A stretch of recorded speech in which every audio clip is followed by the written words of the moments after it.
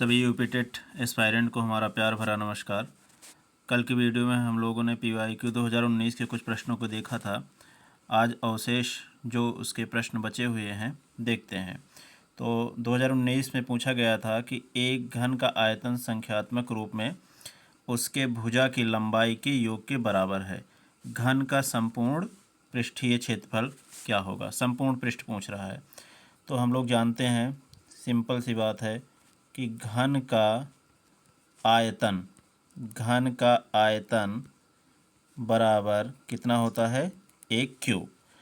और फलन, इसमें फलक अगर पूछे घन का फलक कितना होता है, तो घन का फलक या घन में कितने फलक होते हैं, तो 12 फलक होते हैं। अर्थात इसको लिख सकते हैं 12a। इसका मतलब घन का आयतन और घन का फलक अगर हम इसको कंपेयर करें, 1 क्यूब इक्वल टू 12a, तो एक a यहाँ से कैंसिल होगा, एक a यहाँ से, तो a स्क्वायर इक्वल टू कितना आ जाएगा, 12। अब पूछ रहे हैं घन का संपूर्ण पृष्ठ, तो हम लोग फार्मूला जानते हैं। घन का संपूर्ण पृष्ठ, तो संपूर्ण पृष्ठ क्या होगा, संपूर्ण पृष्ठीय क्षेत्रफल लिख देते हैं पूरा। ये फार्मूला होता है 6a स्क्वायर। ध्यान देंगे 6 गुणे a स्क्वायर, और a स्क्वायर का मान कितना है, 12। तो 12 छंग 72 वर्ग मीटर, यही हमारा, या वर्ग इकाई, अगर मीटर में पूछा है मीटर में, नहीं तो यूनिट में, 72 यूनिट, 72.0 है कहीं पे, दूसरा ऑप्शन हमारा सही हो जाएगा। तो ये हमारा उत्तर होगा। अगले क्वेश्चन पे चलते हैं। कह रहे हैं कि 2018 में अमित का वेतन 1,26,500 है और 2016 से उसका वेतन क्रमशः 10% और 15% बढ़कर 2018 के वेतन तक पहुंच गया। वर्ष 2016 में उसका वेतन कितना था। ये पूछ रहे हैं 2016 में अमित का वेतन कितना था, जबकि 2 इंक्रीमेंट लगा है, 10% और 15%। तो यहाँ पे देखेंगे, अभी जो वेतन है 1,26,500 और हमें 2016 में वेतन पता नहीं, एक्स मान लेते हैं। इंक्रीमेंट लगा है, 10% बढ़ा है, तो मान लेते हैं 100 पे 10% 110 अपान के साथ 100 इंटू, फिर दूसरा इंक्रीमेंट लगा 15%, तो 115/100। सॉल्व करते हैं। सॉल्व करने पर इसको यहीं पे सॉल्व कर लेते हैं। तो एक शून्य यहाँ से कैंसिल, एक शून्य यहाँ से कैंसिल, और इसको काटते हैं तो ये आ जाएगा 23 और ये आ जाएगा 20। फिर से मल्टीप्लाई कर लेते हैं तो 1,26,500 गुणे, यहाँ पे आ जाएगा ये एक शून्य यहाँ से कैंसिल, 10 गुणे 20 अपान के साथ 11 गुणे 23 इक्वल टू के साथ यक्स। और यक्स अगर पता चल गया तो 2016 का वेतन हमें पता चल जाएगा। तो इसका मतलब अगर हम इसको हल करना चाहें तो कैसे हल करेंगे। देखो 11 से इसको काट देते हैं, 11 एकम 11, 1 12, 11 एकम 11, 5 16, 11 पचे 55, ये आ जाएगा। फिर से इसको अगर हम काटेंगे तो इसको हम किससे काट सकते हैं, 5 से काट सकते हैं। तो 23 पंचे 115, ये आ जाएगा 500। गुणा कर देंगे, 500 गुणे 10 5,000, 5,000 गुणे 20 ये आ जाएगा 1 लाख। 1 लाख रुपए, है ना। यही 2016 में अमित का वेतन था। ठीक है, तो ये कन्फर्मेशन आंसर है। अगर विकल्प में 1 लाख है तो सही होगा। विकल्प नंबर 3 हमारा यही सो हो जाएगा, बहुत सही हो जाएगा। ये बहुत आसान प्रश्न आए थे 2019 में। अब इसमें देखें तो थोड़ा सा लॉजिकल है। किसी महीने का तीसरा शुक्रवार 16वीं तारीख को पड़ता है, तो इस महीने का चौथा मंगलवार किस तारीख को पड़ेगा। तो ध्यान देंगे, कह रहा है कि महीने का, किसका, महीने का तीसरा, महीने का तीसरा शुक्रवार। इसको थोड़ा सा लॉजिक से समझेंगे। तीसरा शुक्रवार कितनी तारीख को पड़ रहा है, ये पड़ रहा है 16 तारीख को, या 16 तारीख को पड़ रहा है, 16वीं तारीख को, है ना। तो महीने का, इसमें थोड़ा सा और लॉजिक लगाएंगे, महीने का दूसरा शुक्रवार कब पड़ेगा। अभी शुक्रवार पर ही चल रहे हैं, बात करेंगे। महीने का जो दूसरा शुक्रवार पड़ेगा वो पड़ेगा 9 तारीख को। इसको थोड़ा सा इरेज कर देते हैं यहाँ से, 9 तारीख को। आगे अब यहाँ पे थोड़ा सा देखेंगे, दूसरा शुक्रवार हो गया, और महीने का पहला शुक्रवार, अब पूरा नहीं लिखेंगे, इसको समझते चलिए। महीने का पहला शुक्रवार, तो पहला शुक्रवार कितने तारीख को पड़ेगा? ये पड़ जाएगा, पहला शुक्रवार पड़ेगा हमारा 2 तारीख को, ठीक है। महीने का तीसरा शुक्रवार इन्होंने दे रखा है 16 तारीख को, काउंट करेंगे। जब दूसरा शुक्रवार की बात आएगी तो ये कब बनेगा? 9 तारीख को। और पहला शुक्रवार कब मिलेगा?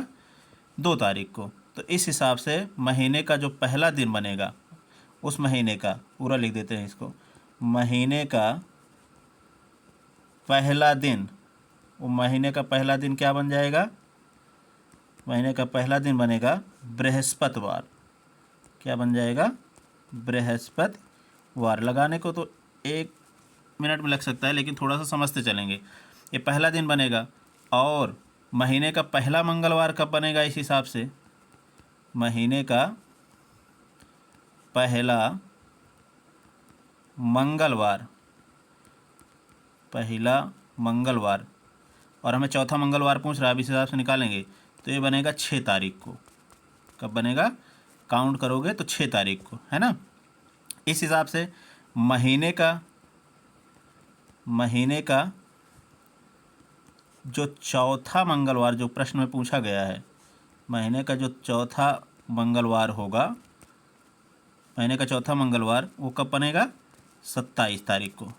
कब बनेगा? 27 तारीख को। तो बहुत आसान प्रश्न था, यही हमारा आंसर हो जाएगा, है हाँ 27, विकल्प नंबर 2 सही हो जाएगा।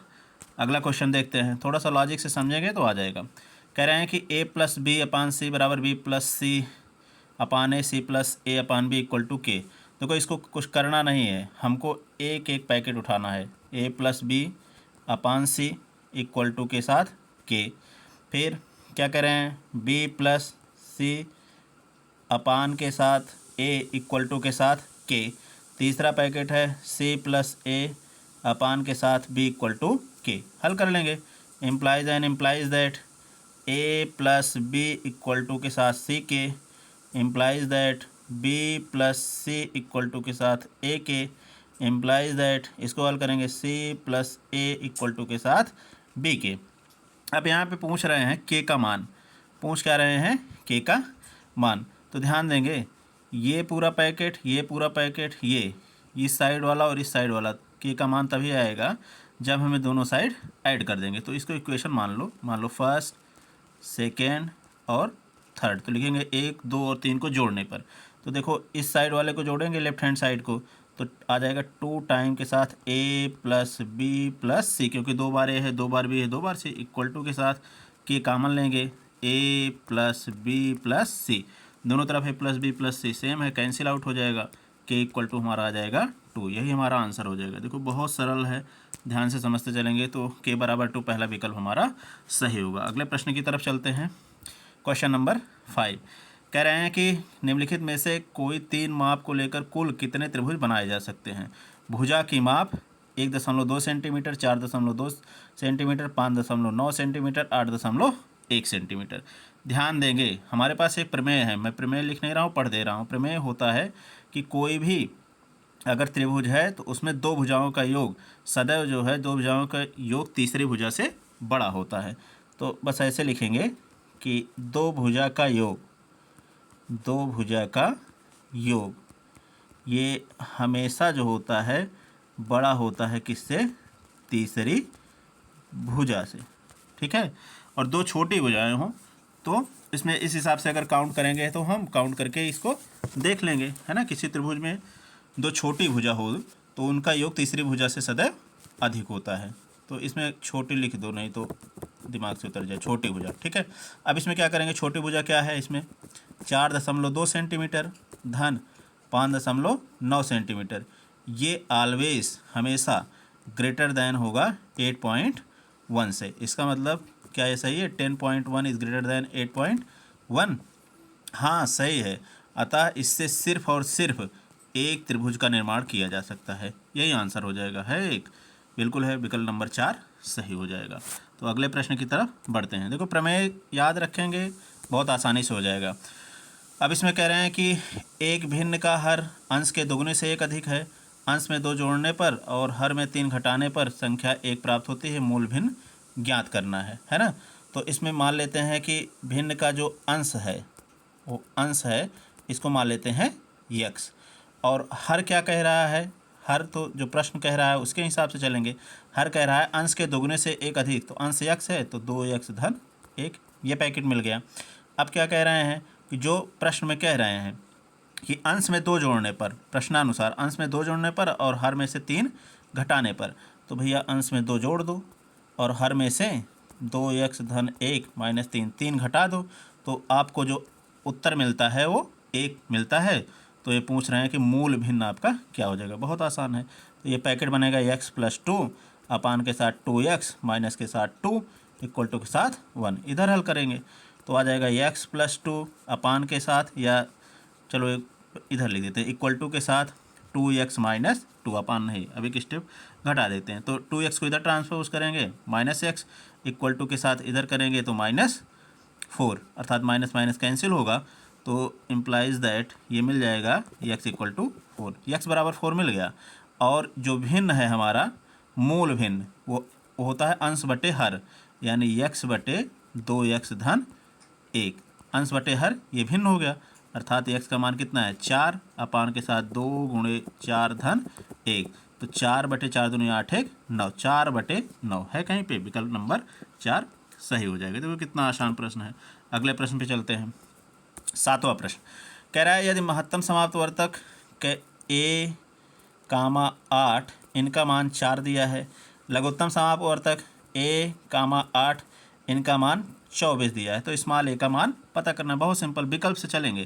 देखो a का मान अगर हम 12 रख दें, यहाँ पे पहले से चेक करते हैं, तो 12 और 8 इनका जो मासा आएगा, इनका जो महत्तम समाप्त वर्तक आएगा वो 4 ही आएगा। इसका मतलब ये संतुष्ट कर रहा है इस समीकरण को।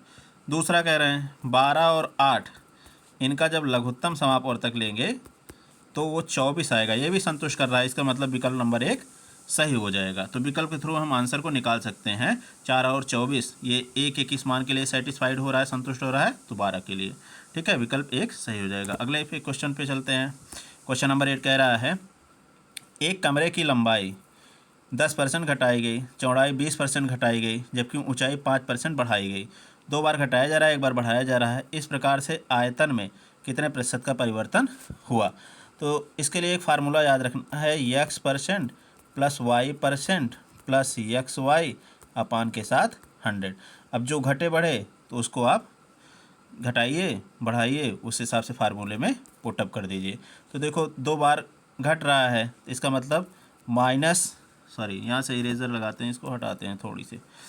2 बार घट रहा है, इसका मतलब क्या हो जाएगा, यहाँ से ये होगा, लिखेंगे -10% है ना, -20%, और प्लस टाइम के साथ माइनस माइनस प्लस हो जाएगा, तो 10 × 20 अपान के साथ 100 ये आ जाएगा। यहाँ से कैंसिल आउट करेंगे तो 20 और 10 टाइम के साथ 2 अपान के साथ 30, तो -10 और -20 30 में से 2 निकल जाएगा, तो -28%। यहाँ से अभी -28% आया है। और ऊंचाई में वृद्धि, इस हिसाब से अभी तो लंबाई चौड़ाई की बात हो रही थी, ऊंचाई में वृद्धि, तो ऊंचाई में वृद्धि को भी हम काउंट करके चल रहे हैं भाई। तो माइनस यहाँ पे 28 कितने % बढ़ाया गया है, 5%, और ये 28% है 5%, प्लस के साथ -28 × 5 अपान के साथ 100। इसको इधर सॉल्व कर लेते हैं तो आ जाएगा -23, 28 में से 5 निकल जाएगा, -23 प्लस टाइम के साथ -28 अपान के साथ, यहाँ पे 5 भी सहम में 100, इसको डायरेक्ट काट देते हैं, तो 28 अपान के साथ 20। अभी के लिए इसको सॉल्व करते हैं तो आ जाएगा -460 -28 अपान के साथ 20, जोड़ेंगे तो आ जाएगा -488 अपान के साथ 20, और ये जब सॉल्व करेंगे तो आ जाएगा -24.4%। यही हमारा उत्तर होगा। ये क्या हो रहा है, आयतन में क्या परिवर्तन हो रहा है, घट रहा है। इसका मतलब है कि 24.4% यही हमारा डिक्रीजिंग में आंसर हो जाएगा। अगले प्रश्न में चलते हैं। क्वेश्चन नंबर 9 कह रहा है किसी कमरे के 15 मीटर 17 सेंटीमीटर, ध्यान देना यहाँ पे एक बार मीटर है, यहाँ पे सेंटीमीटर बदलना पड़ेगा, लंबे और 9 मीटर 2 सेंटीमीटर चौड़े फर्श पर लगाई जा सकने वाली वर्गाकार टाइल्स की न्यूनतम संख्या क्या होगी। तो ये न्यूनतम संख्या पूछ रहे हैं, इसका मतलब जो कमरे की लंबाई है, पहले तो हमें इसमें जो है सेंटीमीटर में बदलना पड़ेगा। कमरे की लंबाई यहाँ से डायरेक्ट देखते हैं 1 मीटर बराबर 100 सेंटीमीटर होता है, तो ये हो जाएगा 1517 सेंटीमीटर। और अगर कमरे की चौड़ाई देखें तो यहाँ पे 9 मीटर और 2 सेंटीमीटर, थोड़ा सा कलर चेंज कर दे रहे हैं, 9 मीटर और 2 सेंटीमीटर, तो ये कितना बन जाएगा 902 सेंटीमीटर। अब ध्यान देना, कमरे के फर्श का क्षेत्रफल, अब ये अगर यहाँ पे बात करें तो फर्श का क्षेत्रफल कितना हो जाएगा 1517 गुणे 902। और कमरे में लगने वाला वर्गाकार टाइल्स, तो वर्गाकार टाइल्स क्या हो जाएगा 1517 902, इसका महत्तम समापवर्तक निकालेंगे, है ना। वर्गाकार जो टाइल्स लग रही है कमरे में, वर्गाकार टाइल्स जो लग रही है, इसका महत्तम समापवर्तक निकालेंगे, किसका 1517 और 902। तो इसको जब निकालेंगे तो 41 सेंटीमीटर का एक टाइल्स बनेगा। इसका मतलब कमरे में जो टाइल्स का क्षेत्रफल आएगा वर्गाकार है, तो आ जाएगा 41 गुणे 41, क्या सेंटीमीटर में है तो वर्ग सेंटीमीटर स्क्वायर। तो इस प्रकार से जो टाइल्स की संख्या में पता करनी है, ध्यान देंगे, टाइल्स की न्यूनतम जो संख्या पता करनी है टाइल्स की, वो कैसे निकलेगा। जो कमरे का क्षेत्रफल होगा और अपान के साथ टाइल्स का क्षेत्रफल, दोनों को भाग दे देंगे टाइल्स का क्षेत्रफल।